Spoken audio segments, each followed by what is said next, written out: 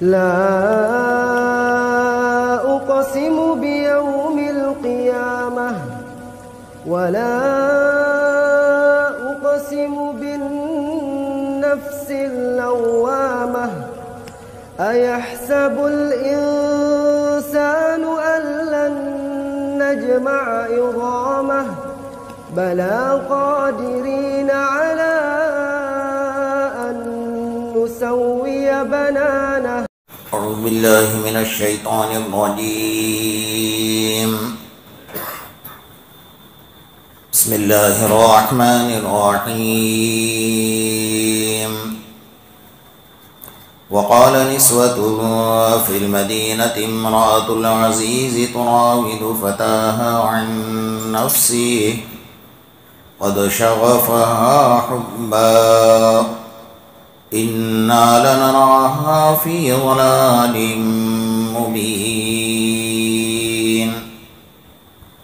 فلما سمعت بمكرهن أرسلت إليهن وأعتدت لهن متكئا وآتت كل واحدة منهن سكينا وقالت اخرج عليهن.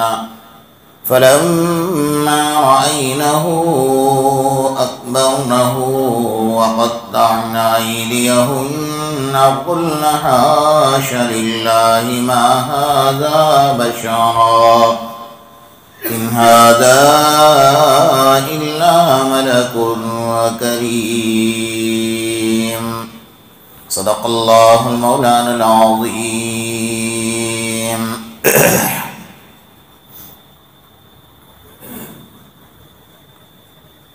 گزشتہ کل آپ حضرات کے سامنے سورہ یوسف کے 30ویں نمبر کے آیت پر گفتگو چل رہی تھی. تراود فتاها عن نفسی قد شغفها حبا. نوجوانی کے اوپر چونکہ حضرت یوسف علیہ السلام نوجوان تھے اور نوجوانوں پر آزمائش آتی ہے، اور اللہ تبارک و تعالیٰ جب اس آزمائش میں وہ کامیاب ہوتا ہے تو اللہ پاک اسے بڑے انعامات سے نوازتا ہے. آقا نامدار محمد رسول اللہ صلی اللہ تعالی علیہ وسلم نے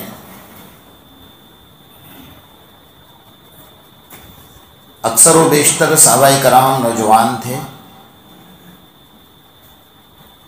اور ان کی بہت اچھی تربیت فرمائی،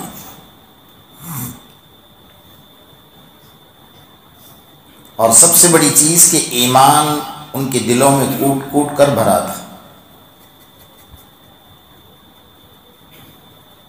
انہیں اللہ کی محبت سکھائی تھی، اور جب تک انسان کے دل میں اللہ کی محبت جگہ نہیں کرے گی اس وقت تک اس کو کسی چیز کی ہمت نہیں آ سکتی. نہ عبادتوں میں لذت آئے گی، نہ گناہوں سے نفرت ہوگی، نہ دل میں ہمت آئے گی.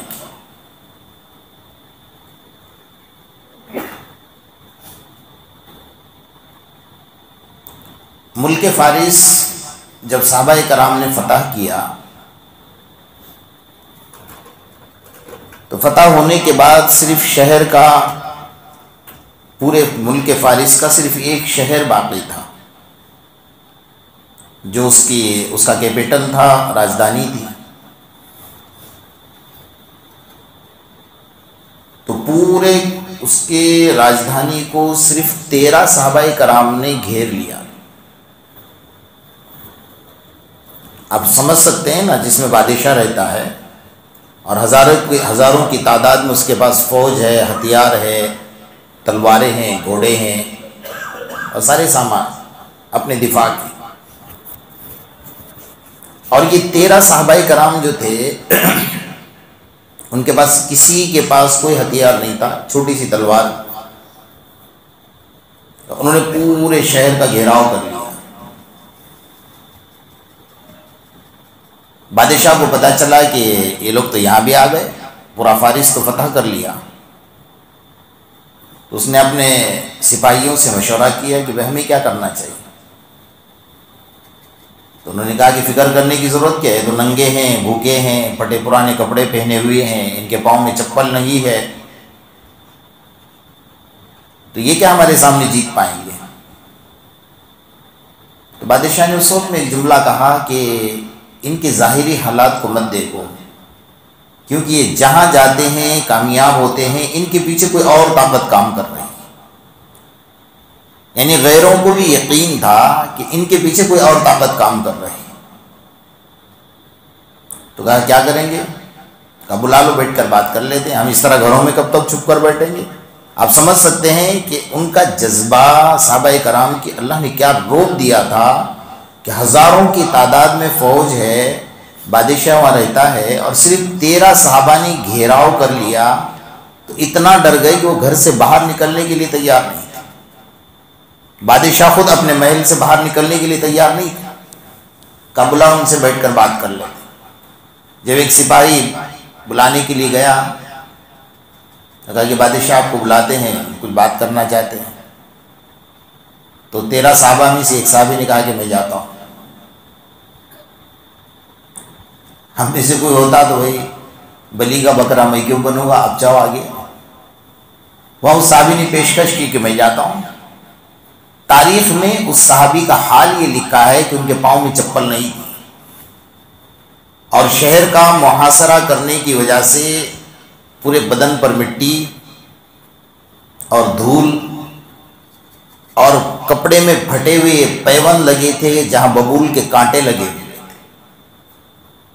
اور جس گھوڑے پر تھے اس گھوڑے پر کوئی زین نہیں تھی، اور اتنی چھوٹی سی تلوار تھی جس پر زنگ لگی ہوئی. بدن سے پسینے کی بدبو آ رہی تھی. میں جاتا ہوں. تو انہیں جا کر اطلاع دی کہ بھائی وہ تو آ رہے ہیں. تو بادشاہ کے سارے سپاہی بالکل دونوں طرف سے اس طرح لائن میں کھڑے ہو گئے، لمبی قطار لگائی، اور بادشاہ کا جو محل تھا اس محل تک دونوں طرف سے سپاہیوں نے قطار لگائی. اور یہ اکیلے صحابی گھوڑے پر سوار ہو کر نکلے اور سیدھا گھوڑا دوڑایا، اور اس کا جو مسند تھا بیٹھنے کا بادشاہ کا،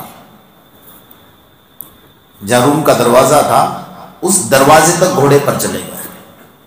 تو ان کو یوں لگ رہا تھا کہ شاید یہ اتر جائیں گے، چل کر آئیں گے بادشاہ کے ادب میں، احترام میں.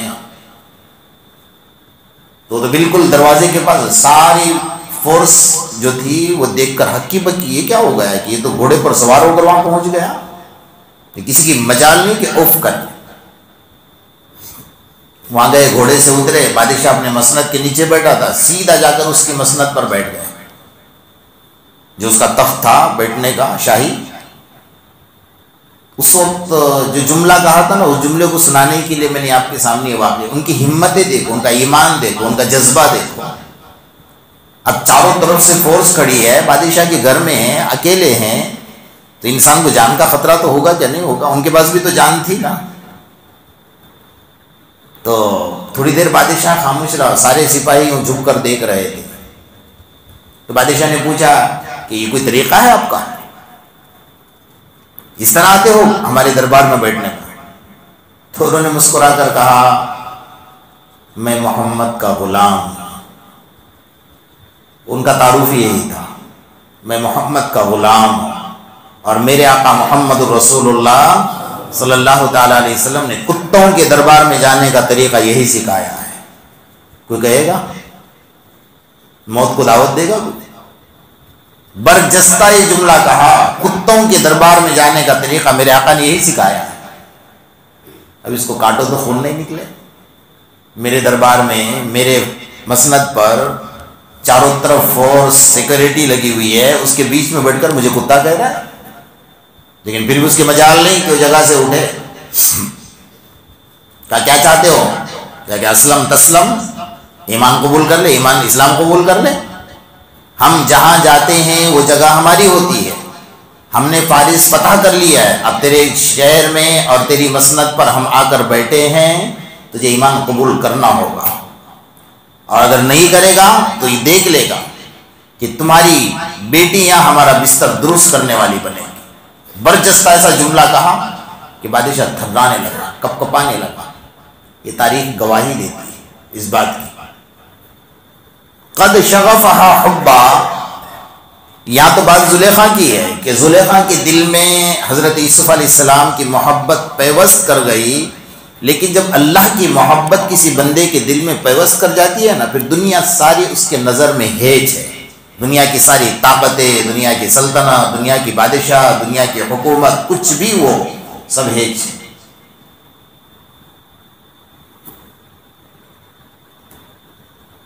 اور انہوں نے فتح کر لیا، بادشاہ کو مجبور ہونا پڑا، کہا کہ شہر چھوڑ کے بھاگ تو نہیں سکتے نا، اسلام قبول کرے تو یہیں رہیں گے۔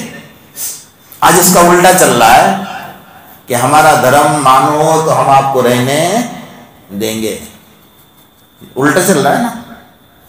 کروڑوں کی تعداد میں ہو اور سارے اسباب تمہارے پاس موجود ہے، صرف حکومت تمہارے پاس نہیں ہے، اور کامیاب ہونے کے لیے حکومت کی ضرورت نہیں ہے۔ یہ بھی کان کھول کر سن لو، انسان یہ سوچے گا کہ حکومت ان کے پاس ہے، سلطنت ان کے پاس ہے، بادشاہت ان کے پاس ہے، طاقت ان کے پاس ہے، فوج ان کے پاس ہے، اگر اس کو کامیابی کی نشانی سمجھتا ہے تو قسم خدا کی وہ کافر ہے، وہ مسلمان نہیں ہو سکتا۔ اگر چاروں طرف سے اس کے سر پر توپیں لگی ہیں، تلواریں لگی ہیں، اور وہ اکیلے تنے تنا بیٹھا، اس وقت میں ایک منٹ کے لیے بھی اگر اس کے دل میں یہ خیال آتا ہے کہ یہ توپ مجھے اڑا دے گی، یہ تلوار مجھے کاٹ دے گی، قسم خدا کی وہ کافر ہے، مسلمان نہیں ہو سکتا، اس لیے کہ اس کا ایمان اللہ پر نہیں، اس پر ہے۔ اللہ کی مرضی ہوگی تو ہوگا۔ انہوں نے فارس کو فتح کر لیا اور اس کے بعد پورا شہر بھی فتح کر لیا، ایک دن میں فتح ہو گیا، جیسا محاصرہ کر کے کھڑے تھے اور 2-4 دن گزر گئے تھے، بادشاہ نے بلایا، وہاں بیٹھے اور فتح کر کے اٹھے۔ ان کے دلوں اللہ تبارک و تعالیٰ نے وہ صحابہ کرام کو ہمتیں، وہ طاقتیں، وہ جذبہ دیا تھا، اس لیے کہ ان کا نعرہ تھا نحن اصحاب رسول اللہ صلی اللہ علیہ وسلم، ہم محمد کے غلام، اور حقیقت میں وہ غلام تھے، انہیں کہنے کا حق تھا۔ آیا میں پوچھو آپ کون ہیں؟ ہم تبلیغ والے، ہم دیوبند والے، ہم بریلوی، ہم جماعت اسلامی، ہم اہل حدیث، ہم بڑھ گئے نا۔ کسی کو کہنے کی مجال نہیں کہ میں محمد کا غلام ہوں۔ اگر سب یہ جملے پر آ جائے اور اس کے تقاضے کو پورا کر لے تو اللہ پاک ایمان میں وہ طاقت دے گا نا کہ دنیا کی طاقتیں تمہاری جوتیوں میں اپنے ناک رگڑنے پر مجبور ہو جائیں گی، یہ تمہارے پاس ایمان کی طاقت ہے۔ ہمارے دلوں میں نہ اذان کی اہمیت ہے، نہ نمازوں کی اہمیت ہے، تو ہم کیا کریں گے؟ کچھ کر سکتے ہیں؟ اس زمانے کے مزدور ایسے تھے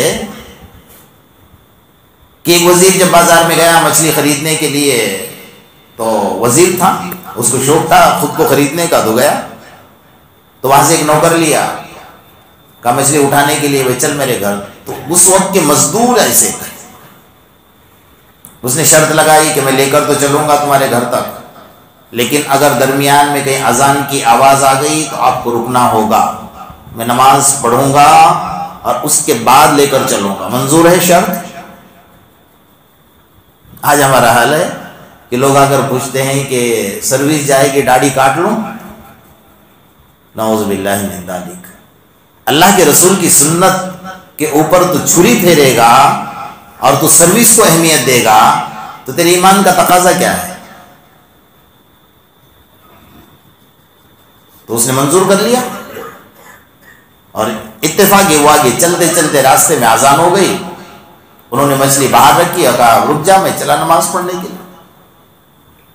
وہ گیا، نماز پڑھی، اور سارے سب لوگ باہر نکل گئے، وہ بیچارہ باہر ہی کھڑا تھا وزیر کی، ابھی تک نہیں آ رہا ہے، سب تو نکل گئے، یہ کیا کر رہا ہے بھائی اندر؟ تو باہر سے دروازے میں سے دیکھ کر دور سے کہتا بھائی چل جلدی، کیا ہوا؟ سب تو نکل گئے باہر۔ تو اس نے ایک جملہ کہا مزدور نے کہ آنے نہیں دیتا۔ تو ادھر ادھر جھانک کر دیکھ رہا ہے کہ اس کو پکڑ کر کس نے رکھا، کوئی بھی تو ہے نہیں مسجد میں، لیکن اس کی ہمت مسجد میں آنے کی نہیں ہے، وہ باہر سے دیکھ رہا ہے، کہا کس نے پکڑا ہے، کون آنے نہیں دیتا؟ تو اس نے ہنستے ہنستے کہا کہ جو تجھے اندر آنے نہیں دیتا وہ مجھے باہر آنے نہیں دیتا۔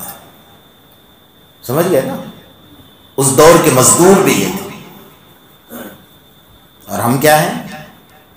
ہمیں کاروبار نماز کے لیے رکاوٹ بنتا ہے، نیند نماز کے لیے رکاوٹ بنتی ہے، اور دنیا کے سارے جھمیلے، کیونکہ ذہن میں اس کی اہمیت ہی نہیں ہے نا۔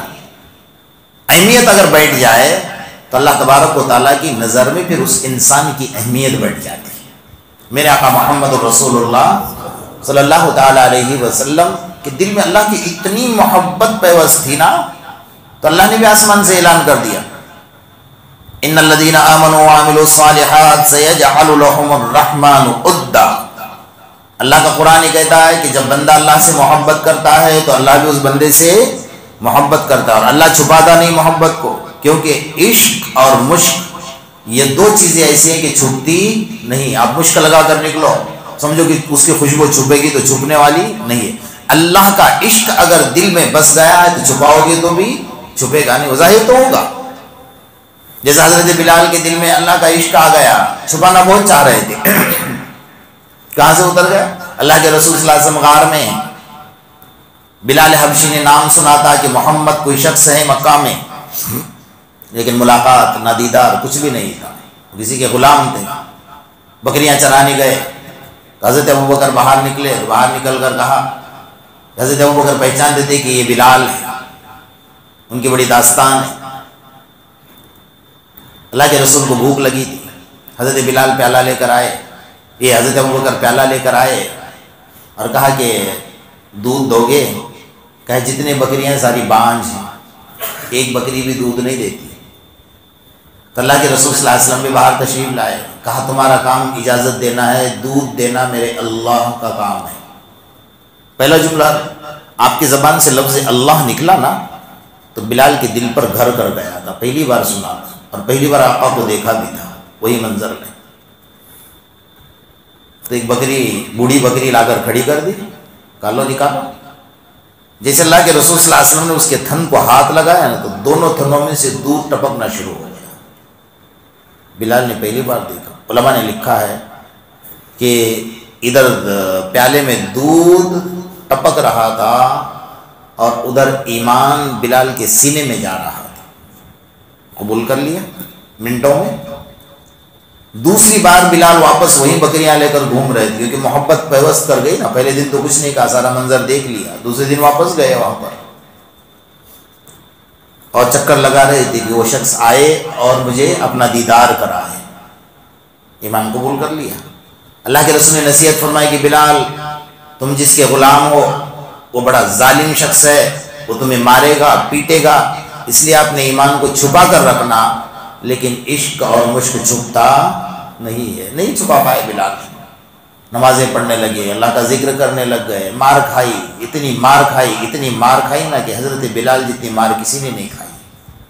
پھر وہ محبت بھی ہو گئی دونوں طرف سے کہ واقعی نامدار محمد رسول اللہ صلی اللہ علیہ وسلم دنیا سے پردہ فرما گئے۔ حضرت بلال رہ نہیں پا رہے تھے نا، کہ اذان دیتے تھے تو آقا سامنے ہوتے تھے، اب کیسے کریں گے؟ 6 مہینے گزر گئے، اللہ کے رسول صلی اللہ علیہ وسلم خواب میں فرمایا ما جفانی یا بلال، ما جفانی یا بلال، ما جفانی یا بلال، بلال کیا جفا ہو گئی کہ گئے ہو تو ملاقات کے لیے بھی نہیں آتے۔ راتوں رات بلال اٹھ گئے، اللہ کے رسول بلا رہے ہیں خواب میں آ کر، گھوڑا سواری لی اور نکل پڑے مدینہ۔ کوئی وائرلیس نہیں تھا، کوئی ٹیلی فون اور موبائل کا دور نہیں تھا۔ ادھر نکلے، ادھر مدینہ میں خبر پڑ گئی، ادھر بھی آقا نے خواب میں میرا بلال آ رہا ہے، جاؤ استقبال کے لیے۔ اللہ اکبر، یہ محبت ہوتی ہے دونوں طرف سے۔ حضرت علی، حضرت حسن، حضرت حسین تڑپ میں نکل پڑے کہ اللہ کے رسول نے خواب میں بتایا کہ بلال آ رہا ہے۔ جب مدینے میں آئے آنے کے بعد سارے صحابہ نے کہا کہ بلال اذان دیتا، بلال اذان دیتا۔ بلال نے منع فرمایا کہ نہیں، میں نہیں دے سکتا کہ مجھے میرے آقا کی یاد تڑپائے۔ لیکن حضرت حسن حسین کو آگے بڑھایا تو چھوٹے سے بچے تھے، تو حضرت بلال نے کہا کہ بچوں کو منع نہیں کر سکتا، اس لیے کہ میرے آنکھوں سے میں نے میرے آقا محمد الرسول اللہ صلی اللہ علیہ وسلم کو دیکھا ہے کہ بچے آقا کی گود میں کھیلتے تھے اور آقا انہیں کوئی چیز سے منع نہیں فرماتے تھے۔ جب اذان دینے کے لیے کھڑے ہو گئے نا، جیسے اللہ اکبر کا نعرہ لگایا، سب سے پہلے اللہ اکبر کہا، قسم خدا کی مدینہ کے جانور رسیاں توڑ توڑ کر مسجد نبوی کے پاس آ کر کھڑے ہوئے، سب کو آقا یاد آ گئے، آقا کا زمانہ یاد آ گیا۔ بوڑھے جوان چیخنے لگے کہ جب بلال آئے ہیں تو آقا بھی آئیں گے۔ دل مان نہیں رہا تھا نا، یہ محبت ہوتی ہے، قد شغفها حبا، محبت دونوں طرف سے ہوتی ہے۔ اللہ تو ہم سے بے انتہا محبت کرتا ہے، اگر وہ ایک سیکنڈ ہمیں بھول جائے نا تو ہم جی نہیں سکتے، یہ سمجھ لینا۔ اگر کسی کو سانس لینے کی تکلیف ہو جائے تو اس کا حل کیا ہوتا ہے بھائی؟ سانس رک جائے کسی کا تو ہم کہاں دوڑیں گے؟ وہاں چلو، یہاں چلو، اس کو آکسیجن لگاؤ، اس کو مشین لگاؤ، وہ ڈاکٹر کے پاس بھاگو۔ اللہ اگر ایک سیکنڈ انسان کو بھول جائے تو انسان جی نہیں سکتا ہے۔ تو محبت ایک طرف سے تو پوری ہے، اللہ ہماری طرف سے کمی ہے محبت میں، ہم پوری محبت، دعویٰ تو ہمارا سب کا ہے۔ ابھی دیکھتے ہیں رمضان کے بعد کتنے محبت کرنے والے بندے نکلتے ہیں، ابھی پتہ چلے گا تھوڑے دن میں۔ ابھی تو ٹھیک ہے کہ رمضان ہے تو آ رہے ہیں، نماز پڑھ رہے ہیں، اب جیسے چاند دکھ گئے تو ادھر سے شیطان چھوڑ جائیں گے اور یہ ادھر سے فارغ ہو جائیں گے۔ تو محبت کس چیز کی ہے بھائی؟ سب سے پہلے محبت کی علامت تو یہ ہے کہ ایمان کے بعد نماز ہے۔ اگر کوئی بندہ نماز نہیں پڑھتا ہے نا، اللہ کے نظر میں سب سے خبیث اور بدترین انسان اور گندے میں گندا اگر کوئی بندہ ہے تو وہ بے نمازی ہے، یہ سمجھ لینا۔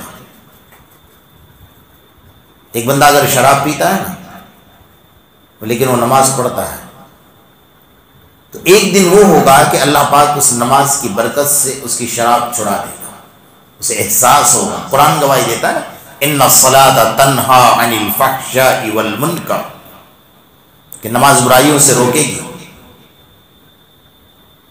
اگر وہ زنا بھی کرتا ہے، وہ شراب بھی پیتا ہے، وہ جوا بھی کھیلتا ہے، وہ سود بھی کھاتا ہے اور نماز پڑھتا ہے نا، تو ایک دن سارے برائیوں سے نکل بھاگے گا کہ نماز اس کو احساس کرائے گی کہ تو نماز بھی پڑھتا اور یہ بھی کام کرتا ہے، احساس کرائے گی۔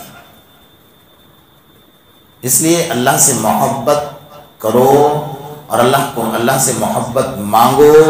جب تک اللہ کی محبت نہیں ہوگی تب تک کوئی بھی راستہ آسان ہونے والا نہیں ہے، اور آقا بھی کوئی سفارش کریں گے نہیں۔ اطیعوا اللہ و اطیعوا الرسول، اللہ کی محبت اور رسول اللہ صلی اللہ علیہ وسلم کی محبت، اللہ کی عبادت، رسول اللہ کی اطاعت، یہ چیز ایک بنیاد ہے۔ اللہ کے رسول صلی اللہ علیہ وسلم کو کتنی محبت تھی اللہ سے۔ جب آپ معراج میں گئے، قرآن گواہی دے رہا ہے ما زاغ البصر وما طغى، ما زاغ البصر وما طغى، کہ اللہ کو یوں دیکھتے رہ گئے بیٹھے بیٹھے۔ جتنے دیر اللہ کے پاس بیٹھے ہیں آپ نے ایک سیکنڈ بھی آپ کی آنکھ کی پلک کو نیچے سے اوپر نہیں کیا۔ ما زاغ البصر، کہا کیوں؟ کہا کہ اگر اتنی دیر میں آنکھ کی پلک بند کروں گا تو میں اللہ کے اتنی دیر دیدار سے محروم رہوں گا۔ بار بار زمین پر بیٹھے بیٹھے آسمان کی طرف دیکھ رہے ہیں کہ میرے اللہ کا پیغام کب آئے گا، جبرائیل کب آئیں گے۔ جبکہ حضرت آدم علیہ السلام 1000 سال اس سرزمین پر رہے ہیں۔ کتنے سال؟ 1000 سال۔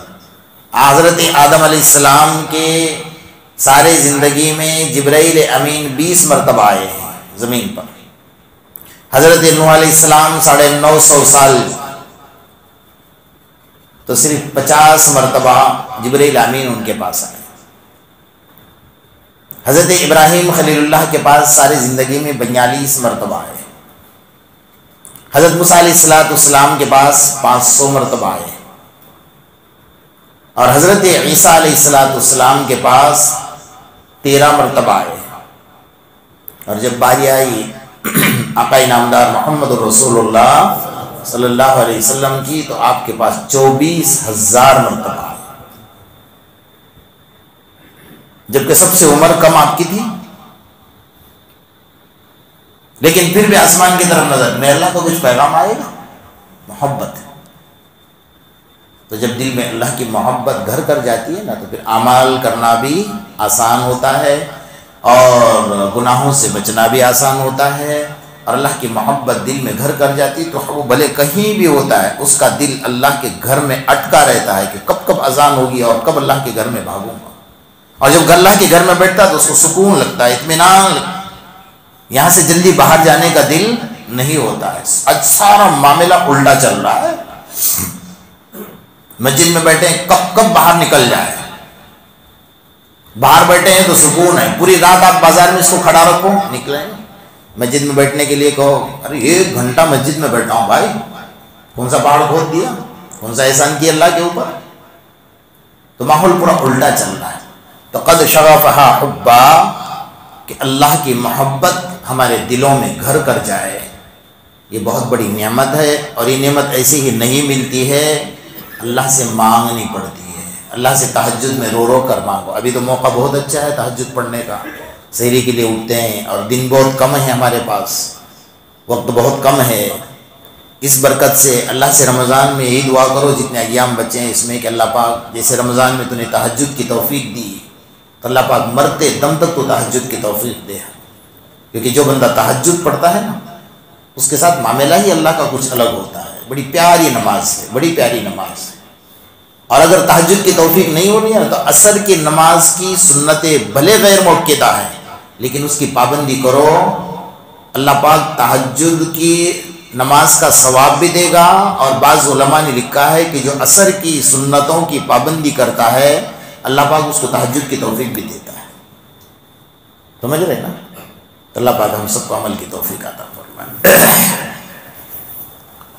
بسم اللہ الرحمن الرحیم، وَإِلَٰهُكُمْ إِلَٰهٌ وَاحِدٌ لَا إِلَٰهَ إِلَّا هُوَ الرَّحْمَٰنُ الرَّحِيمُ اللهم صل على محمد وعلى آل محمد كما صليت على إبراهيم وعلى آل إبراهيم إنك حميد مجيد اللهم ربنا آتنا في الدنيا حسنة وفي الآخرة حسنة وقنا عذاب النار وقنا عذاب القبر وقنا عذاب الحشر وقنا عذاب من فتنة المسيح الدجال۔ اے الہ العالمین، ہم تمام کے صغیرہ اور کبیرہ گناہوں کو معاف فرما۔ اے اللہ، جو گناہ جان بوجھ کر نہ جانے کیے اسے بھی معاف فرما۔ اے اللہ، جو گناہ رات کے اندھیرے یا دن کے اجالے میں کیے اسے بھی معاف فرما۔ اللہ، ہم بڑے گناہ گار ہیں، بڑے سیاہ کار ہیں، بڑے خطا کار ہیں، بڑے قصوروار ہیں۔ اللہ، تیرے دربار کے اقرار مجرم ہیں۔ اللہ، ہمارے جرم عظیم کو معاف فرما۔ ہر آنے والے مصیبتوں سے، ہر آنے والے برے حالات سے ہماری حفاظت فرما۔ اے اللہ، مسلمانوں کی حفاظت فرما، عالم اسلام میں اتحاد نصیب فرما۔ اے اللہ، عالم اسلام میں اتحاد نصیب فرما۔ اے اللہ، ترکی کی حفاظت فرما، فلسطین کے مسلمانوں کی حفاظت فرما۔ اے مولا کریم، مسجد اقصیٰ کو ظالموں کے چنگل سے آزاد فرما۔ اے اللہ، جو مساجد ان ظالموں کے چنگل میں پھنسے ہیں، اللہ تیرے گھر ہیں، اللہ تو ہی حفاظت کرنے والا ہے۔ اے مولا کریم، سارے مساجد کو آزاد فرما۔ ہمارے مدارس، مساجد، خانقاہ اسلامی نشانی اور حرمین شریفین کی حفاظت فرما۔ جو اس کی حفاظت کر رہے ہیں تو اس کی بھی حفاظت فرما۔ اے مولا کریم، ہم سب کو اپنی سچی محبت نصیب فرما۔ تیرے حبیب محمد رسول اللہ صلی اللہ علیہ وسلم کی سچی محبت نصیب فرما، آپ کی اطاعت نصیب فرما۔ اے مولا کریم، سنتوں پر زندگی گزارنے کی توفیق عطا فرما۔ ہمارے روزوں کو، نمازوں کو، تراویح پڑھنے پڑھانے کو، صدقات زکوٰۃ لینے دینے کو قبول فرما۔ تہجد پڑھنے والوں کو قبول فرما۔ مرتے دم تک تیرے سامنے تہجد کی توفیق نصیب فرما۔ غفلت اور کوتاہی سے ہماری حفاظت فرما۔ اے اللہ، جو محبت صحابہ کرام کے دل میں ہمارے آقا کی تھی، وہ محبت ہمیں بھی نصیب فرما۔ اے مولا کریم، مرتے دم تک ہمیں اسلام پر جینے کی توفیق عطا فرما۔ غلط راستوں سے، گمراہی سے، غیر شرعی زندگی سے ہماری اور امت کی مکمل حفاظت فرما۔ اے اللہ، ہم سب کی دعاؤں کو محض اپنے فضل و کرم اور آقا نامدار محمد رسول اللہ صلی اللہ علیہ وسلم کے صدقے طفیل میں قبول فرما۔ یا رب صلی وسلم دائما ابدا علی حبیبک خیر الخلق کلہم۔ ربنا تقبل منا انک انت السمیع العلیم وتب علینا یا مولانا انک انت التواب الرحیم۔ سبحان ربک رب العزۃ عما یصفون وسلام علی المرسلین والحمد للہ۔